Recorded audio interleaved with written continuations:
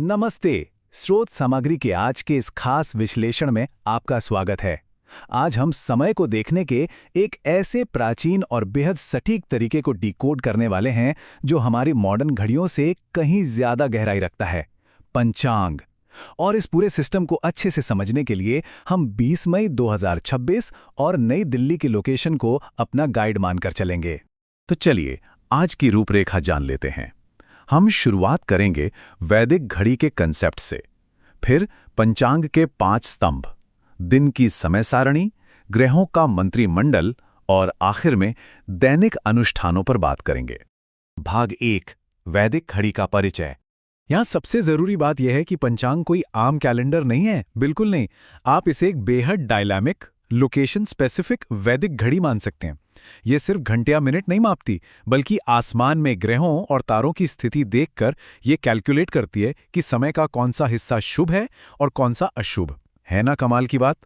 इस फर्क को ऐसे समझिए, हमारी जो मॉडर्न घड़ियां हैं वो पूरी दुनिया में 24 घंटे का एक ही स्टैंडर्ड टाइम फॉलो करती हैं। टाइम जोन अलग हो सकता है पर ढांचा वही है।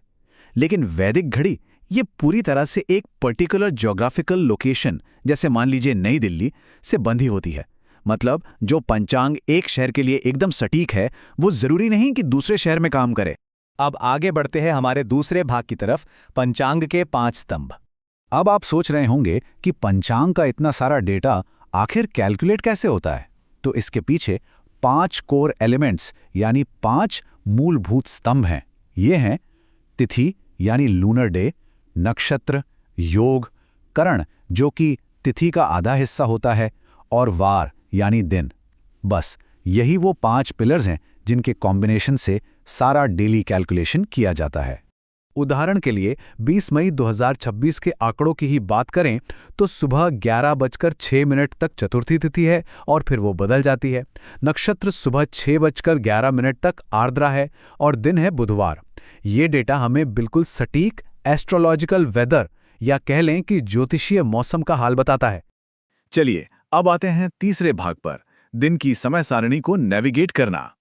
मई का महीना है यानी ग्रीष्म ऋतु, और इस जानकारी में सबसे दिलचस्प चीज है इस गर्मी के दिन का सटीक मौसमी विभाजन। दिन का प्रकाश यानी दिनमान 13.6 घंटे का है, जो 10.3 घंटे के रात्रिमान पर पूरी तरह से हावी है। दिन लंबे और रातें छोटी। समय की यह रूपरेखा पूरे दिन के सफर को बड़े अच्छे से दिखाती है। शुरुआत होती है सुबह 4:05 पर, एकदम शांत ब्रह्म मुहूर्त के साथ। फिर 5:28 पर सूर्योदय। दिन के बीच में राहु काल का ध्यान रखना होता है। फिर दोपहर 2:34 पर आता है सफलता का विजय मुहूर्त, और शाम 7:08 पर सूर्यास्त। पूरा दिन एकदम सेट है। अब यहां राहु काल जैसी टाइम विंडोज को समझना बहुत जरूरी है। 20 मई को नई दिल्ली में ये दोपहर 12:18 से 2 बजे तक रहेगा। ये लगभग 1.5 घंटे का वो समय है जब प्रॉपर्टी खरीदने या कोई नया काम शुरू करने जैसे शुभ कामों को सख्ती से अवॉइड किया जाता है। एक तरह से ये दिन का एक पॉज बटन है। अब थोड़ा दायरा बढ़ाते हैं और चलते हैं भाग 4 पर, ग्रहों का मंत्रिमंडल। 2083 ये कोई भविष्य का साल नहीं है, बल्कि ये विक्रम संवत वर्ष है जिसका नाम है सिद्धार्थी। और ये सिर्फ एक नाम नहीं है, ये पूरे साल के लिए एक बड़ा एस्ट्रोलॉजिकल कैबिनेट तय करता है जो दुनिया के बड़े बड़े इवेंट्स पर अपना असर डालता है। इस साल के मंत्रिमंडल की व्यवस्था को समझना बहुत दिलचस्प है। बिल्कुल हमारी सरकारों की तरह यहाँ ग्रहों को अलग अलग डिपार्टमेंट दिए गए हैं। गुरु इस साल के राजा हैं जिनके पास वेल्थ और इकोनॉमी यानी अर्थव्यवस्था है। चंद्र सेनापति हैं जो बारिश और बादलों का काम देखते हैं। मंगल मंत्री हैं और शनि के पास तरल पदार्थों का डिपार्टमेंट है ना, ये एकदम परफेक्ट कॉस्मिक मैनेजमेंट। और अब आते हैं हमारे आखिरी सेक्शन, भाग 5 पर, दैनिक अनुष्ठानों का मार्गदर्शन। तो ये सारा बारीक डेटा हमारी असल जिंदगी में कैसे काम आता है। एक आदर्श डेली रूटीन इन्हीं टाइम्स के हिसाब से चलता है, जैसे सुबह 4:05 के ब्रह्म मुहूर्त में उठना, फिर 5:28 के सूर्योदय के आसपास प्रातः संध्या करना, और ठीक सही समय पर उगते हुए सूर्य को अर्घ्य देना। हर एक काम बिल्कुल ब्रह्मांडीय घड़ी के साथ सिंक में होता है। और बात सिर्फ सुबह उठने की नहीं है, ये पूरा सिस्टम हमें कई और चीजों में गाइड करता है।